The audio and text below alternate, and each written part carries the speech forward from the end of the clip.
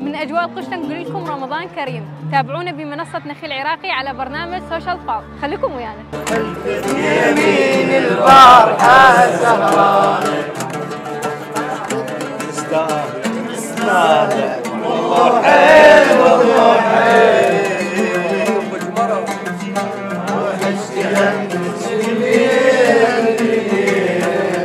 الله والله حيل والله حيل.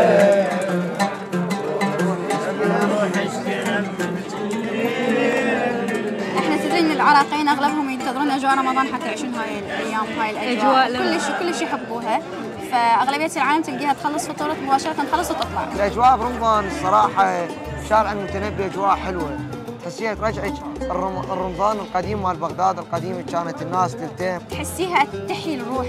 الحياه العراقيه هنا برمضان تشوفيها كلها حياه، كل العالم تعيش هاي الاجواء ويكون الوقت متاخر.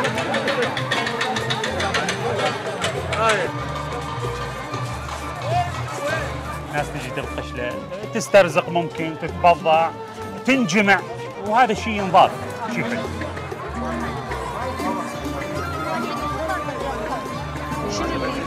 أنا شغلي بخور بكل أنواعه، البخوراتنا العربية الأصيلة، وأنا طورتها وسويت منتوج خاص بي.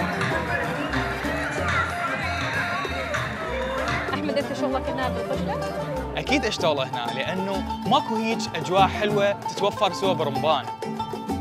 ستروناك بمناسبة هاي الأجواء الحلوة بوجودك هنا وتميزك هنا، أحب أخليك اليوم هاي صور. بس ببلاش؟ لا أكيد ببلاش.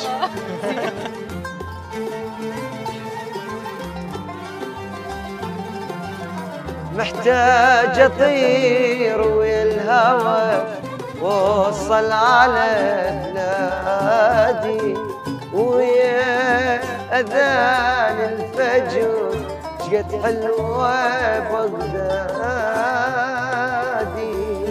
مشتاق للماي العذب عطشان تعبني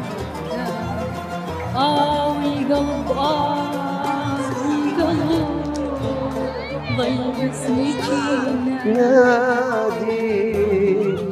حلوة بغداد.